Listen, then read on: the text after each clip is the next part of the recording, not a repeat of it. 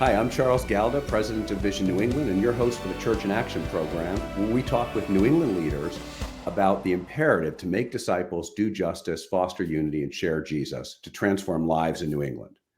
This week, I'm talking with Frank Vitale. He's the executive director at His Mansion, a Christian residential recovery community in Deering, New Hampshire.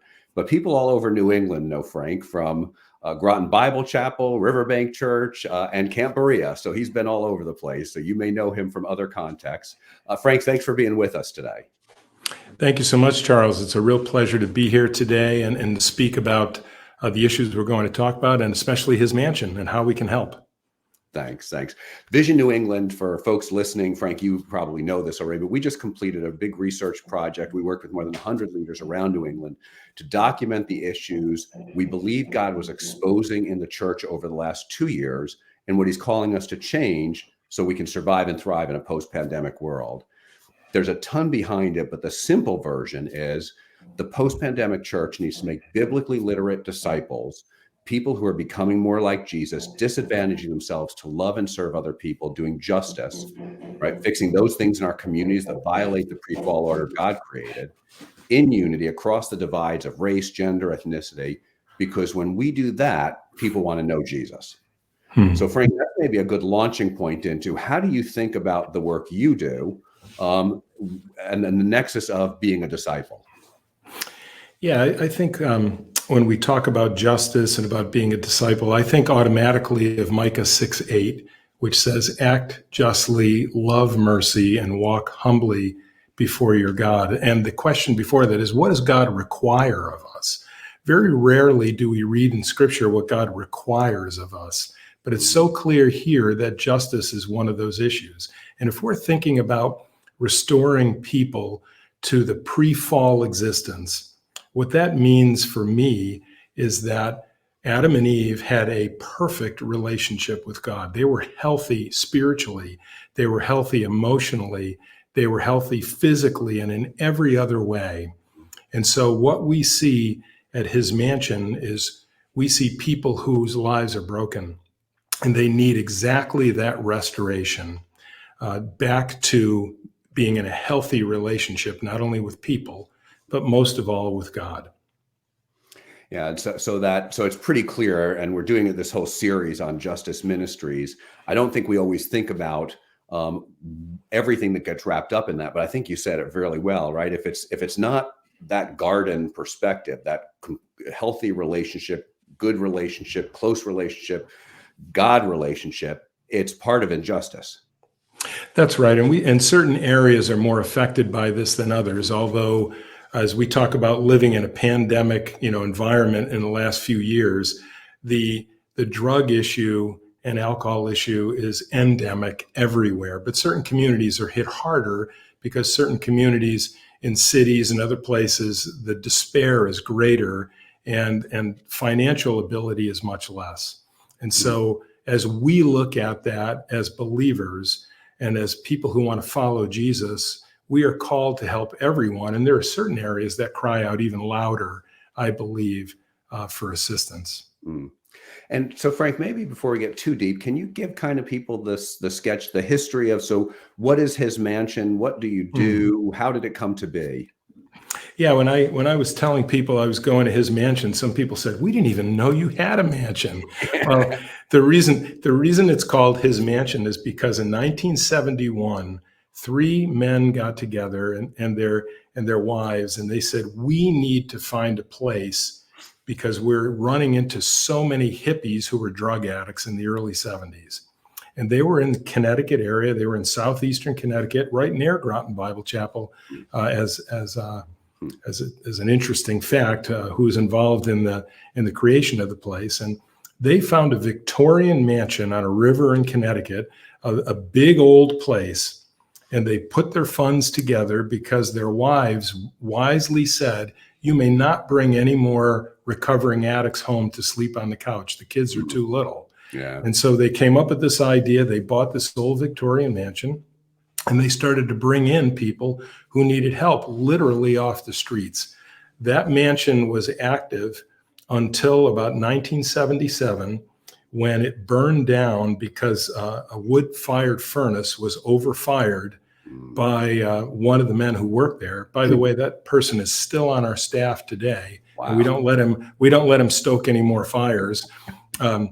But it burned down, and then his mansion ministry needed to move, and they discovered this property in Deering, New Hampshire, and then came up here. And since 1977, we've been here on 320 acres. We have 19 buildings, and we've been helping hundreds of people over the years find restoration through the hope that only Jesus can bring. And just out of curiosity, so Groton Bible Chapel was one of the founding churches, which I didn't know. Who were the other two? It was three individuals, Okay. and 2 out of 3 of them attended Groton Bible Chapel at the time. Gotcha. Okay, Yeah. fascinating. Didn't know that. Now, Frank, how did you get to be at his mansion? Actually, at the time, I was working at a church in White River Junction, Riverbank Church, and I got a call from a board member here at his mansion that I knew, and he said, "You've done leadership transition a couple of different times successfully. Would you be willing to come down? We're experiencing a leader who's leaving, our chief executive officer's leaving. Would you come down and work with senior leadership?" And I spoke to a pastor at Riverbank and said, "Hey, do you think we have time during COVID to allow me to come down a day or two a week?" And they said, "Sure, we'd love for you to do that. We want to be cooperative in the Lord's kingdom." So I came down and started to work and to mentor and mentor some of the leaders who were here, and really got to love these people. And it was so exciting to see what God was doing in the lives of the residents and the servant leaders here, that I fell in love with the place. But I wrote a transition plan for the board and said, "I think you should hire a part-time executive director, et cetera." And they said, "We love your plan. Would you consider being that person?" And my wife and I, Audrey, we prayed about that. And I said, "I would love to come down and help out." So that's how I got here. And I will mention too, we also had 2 nephews who came through this program as residents and saw their changed lives, even in our own families. And Audrey and I had been supporters of the mansion work for years. And so it was an easy yes. And so you just think you're helping out. Turns out God has a plan that you're going to do more than help out. Yeah, isn't that funny, Charles, that sometimes we think we've got everything all lined out in our lives, and then God brings up opportunities that we didn't even see coming, and they turn out to be such joyful things. And that's happened to us 2 or 3 times in our lives. It doesn't mean we shouldn't make plans, but it should mean we're open to God's plans, right? And the other thing I just want to draw out of what you said, because I think it's really important, is Chris Gepner, the lead pastor at Riverbank Church, is like this in so many ways, and we see it in churches that thrive. It's the ones who say, "Look," it's because you say, "Well, how does that help Riverbank Church?" And the answer is it doesn't. It helps the kingdom, and that's why we're going to do it. Yeah. And that mindset turns into thriving churches, I think. Chris is absolutely one of the most open-handed leaders I have ever worked with. And he's a dear friend. So now you mentioned his mansion deals with addiction, but I think it deals with some other stuff too. What are some of the other areas of ministry you're doing? We see residents come for abuse in a variety of ways: physical abuse, sexual abuse, emotional abuse. See people who are struggling with eating disorders. See people who are struggling with depression. We see some guys who have ruined their lives by playing video games in their parents' basement, and they have no life outside of that. So all of these things speak to the fact that not only has something else taken over your life, but you are out of relationship not only with your Creator, but probably with everyone else around you. And my perception is it's a younger demographic you're serving, so kind of teens into 20s. Is that right, or is that a misperception? Well, it used to be that way, but actually we target 18 to 35.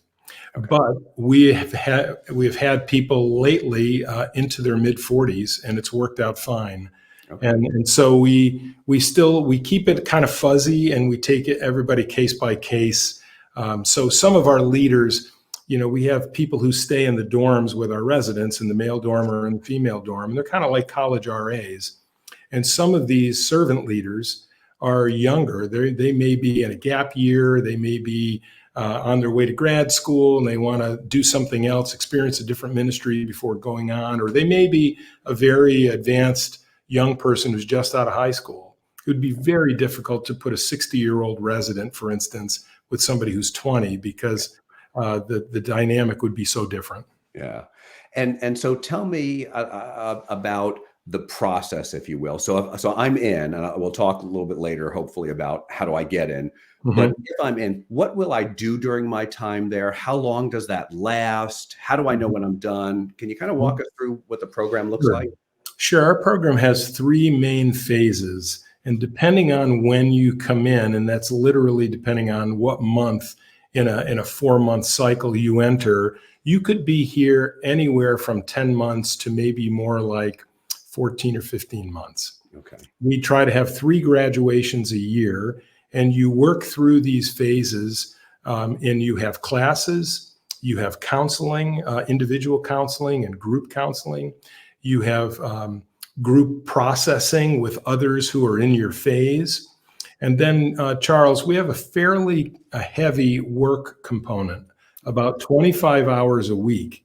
And we think that that's an extremely important part of our program, because residents get to work out what they've done in class in real relationship with others.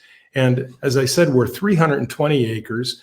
We're not a working farm in the sense that everything we grow is everything we eat, but we are a working farm in the sense that we have crops and we have planting and we have harvest time. We do maple sugaring and syrup. We do all of these things, and our residents take part in all of that. We make our own apple cider.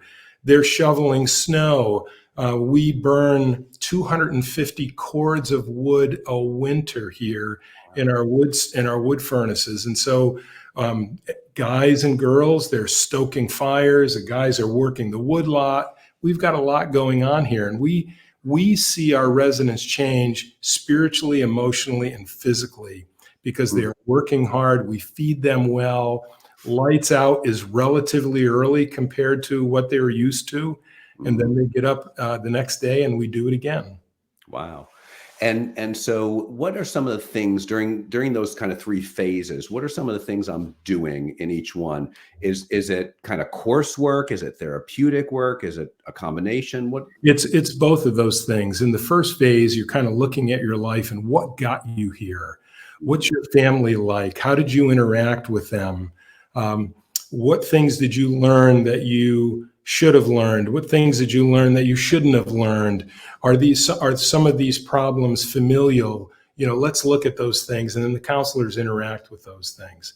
The second phase is called inner healing. And it's a time where you get close to your group, your cadre, and you're talking about all of those issues in very specific nature. And you spend a lot of time in prayer. And I mean hours in prayer a week. The third phase, you're doing relapse prevention and some other things to get ready to get back into the world. And phase 3 is the only one which is co-ed. The first 2 phases are not. Okay. Some of the issues we have here are relational issues. And by the way, one of the distinctives of his mansion is we're one of the very few recovery centers that's co-ed. And we take pains to make sure that we hedge appropriately the men and women who are here to protect them and to model good relationships for them. Now, you mentioned prayer being a component of it. And so is the implication that I'm a believer before I come in and I know I'm going to do that, or is that something I grow into, or how does that work? Yeah, it actually happens in all of those ways. We get people who don't know Jesus at all, and all they know is that we're a relatively free recovery center. And one of the distinctives that we have here is that rather than charging thousands of dollars a month, when you come and you are accepted into our program, there's some minimal fees at the front end, less than $500. And then as long as you have a sponsor that sends you $50 a month, you can stay here for that entire program. So it's really it's not quite affordable. It's ridiculously low in cost is really what it is. And that's all done because of generous donors and some churches and a few foundations. So we'll get people who don't know Jesus, but somebody recommended them, and they know that we are a faith-based operation, and so they at least have to be open to that. Secondly, we get people who come in and they're theologians. They're also drug addicts. And so we try to figure out the intersection of their faith with their addiction, and we try to pull those things apart and reestablish them in their faith, which supports healthy living. And then we get people who are, I really do believe in God, and I think I said yes to Jesus at some point in my life, but it's not unusual to see people make a more firm commitment to Christ here. And let me say at this point too, that we are not a place that when you get here, if you have medication that you need for your life, we don't tell you to throw it all out and it's all faith-based. We will tell you that we don't want you on methadone or something like that because that's unhelpful. But if you have other issues, and you need pharmacological intervention, we certainly support that, and we work with a local physician and a PA. Oh, it's a great point. Now, you mentioned that if I get in, which sounds to me that there's an application or screening process. What does that look like? Sure. The application starts with an online application. A resident will fill that out, and then we have an intake coordinator that goes through that and reads through and looks at the highlights and the lowlights of that application. And then they have a phone interview. The intake coordinator will do that, and they'll go ahead and they'll ask other questions. They'll try to put some fine points on maybe some of the things that the hopeful resident has written down. And then that resident will then get turned over for a second interview to the program assistant for the men's program or the women's program. And then they'll decide whether or not the issues that are presented are ones that his mansion can handle. There are obviously some psychological conditions that are so in need of full-time medical help that we can't do. So we are hopefully discerning enough to say, you know what, this isn't the right match for us. And occasionally we'll get someone who's not fully forthright on their application, and we might have to do some further pruning. Yeah, and it's a good point, because I know from some of the other ministries we work with, that person can come in and not just demand more resources than you guys are capable of delivering, but they can really disrupt what's already happening there too. And yeah, that's right. And it's really important that we set the tone here at his mansion to be receptive to new residents when they come in. And it's also really important that we don't add personality or a set of problems that are just beyond us and that upset the equilibrium of folks who are already in process. And so give folks a sense, if you would, please. So does like 2% of applicants get in, 98%, order of magnitude? How likely is it? Well, it really depends on our census. Right now, coming out of COVID, we're starting to have a lot more applications come in. I just heard the intake coordinator say earlier today, I've got 3 people that we're talking about today, and we're in process with right now. We have 2 new residents coming in Monday this week. We just had 2 come in last week. And so we're starting to see people come in again. Now, during COVID, can you imagine, when we're all sheltering and we're quarantining, and you have somebody who's got either an addiction problem or an issue with depression, we'd love to have you. Can you fly here? No, I can't. Once you get here, we're going to put you in a room by yourself and slide the meals under the door because you have to quarantine for 2 weeks. I mean, it wasn't quite a shutdown for us, but it was a hunker down. Okay. And we're starting to see that change now. So I would say if the people who apply, we're probably above 50%. Okay. That would be accepted. And how many are you serving at any one time?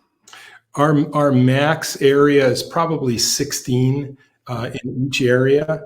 And right now we have 4 women, and as of Monday we'll have 9 guys. So you said 16 in each area? 16 men, 16 women. I'm sorry. I said, oh, okay, I gotcha. How do you measure the effectiveness of this, especially compared to maybe secular programs? Well, the gurus will tell you that 40 to 60% of people who do residential treatment relapse.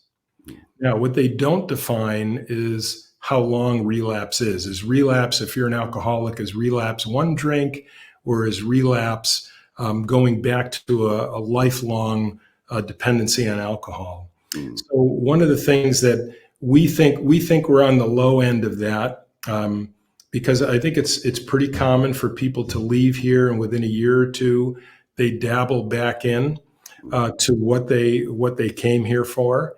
But we've seen so many people be successful. As a matter of fact, we're celebrating our 50th anniversary and our 51st year in August, and we capped the event at 300, and we had to stop taking reservations after about 3 weeks because it filled up so fast.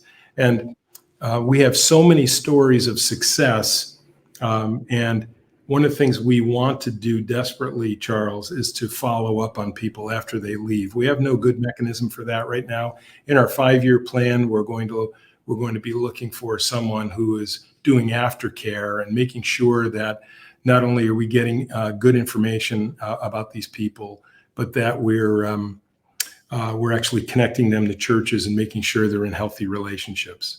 So we did a study with Wheaton College a few years ago, and they're doing a longitudinal study for us. And we think right now we're beating the national averages, but this is a tough ministry, and so we're looking to become better at that. Now, if I'm listening and I want to help, I want to participate in some way, what can I do? And if I'm listening and I know someone who needs help, what can I do? Okay, a couple of things. If you're listening and you are just interested in supporting our ministry, the first thing I would ask you would please add us to your prayer list. Please do that right away. We believe foundationally nothing happens here without prayer. And I would go so far to say it doesn't happen in our churches. It doesn't happen in any ministry unless people are actually spending meaningful time in specific prayer and coming before the Lord. So we'd ask you to do that. If you're struggling in one of these areas, go to hismansion.com and fill out the application. It'll say resident, it'll say apply, and just click that, and that starts the process. If you're a church missions group, or you're looking for a short-term missions trip, you can come and visit. You can call us and get information.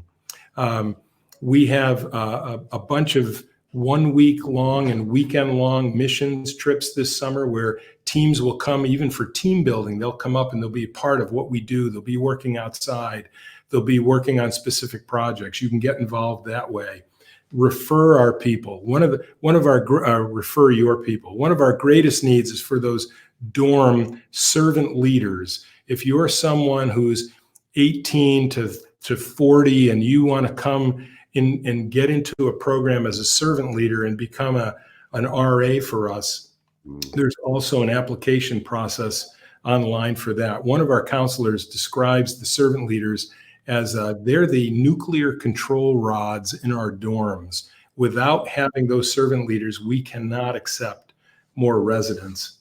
And then finally, if you take giving seriously with your tithes and offerings, we would invite you to financially partner with us at His Mansion, and there are ways you can do that online as well. And what's the URL for the website? Is it hismansion.com? It's hismansion.com. Hismansion.com. Yep. And if you have any trouble finding it, let us know and we'll get you directed to His Mansion too. Sure. Frank, maybe before just 2 minutes, what's a story of something you've seen God do recently that you think would be encouraging to folks? There's a young guy who came, family guy, came from states away, and he had everything money could buy, family business and cocaine addiction, 2 young kids, a great wife, and he came here, and I met him last May. He just graduated recently. He was one of the most arrogant guys you'd ever meet when he walked onto the property. I can do this, I can do that. I don't know why I'm here. I think I need some help. And to watch that young guy melt over the process of being here for a year and see God change his heart and see God change his countenance and see God change the way he wants to take care of his family, and how dedicated he is to his children and his wife, and how much he couldn't wait to go home. He just left a few weeks ago, and his last day here, he's walking around with a box of gifts for people. Wow. He came into my office and said, "Hey, I've got something for you, but more than that," he said, "I just want you to I want to thank you for loving me and for being my friend while I was here." And Charles, I just break down and cry over that, because you see what Psalm 30 talks about being taken out of the pit and being put in a better place. And we see God doing that over and over again.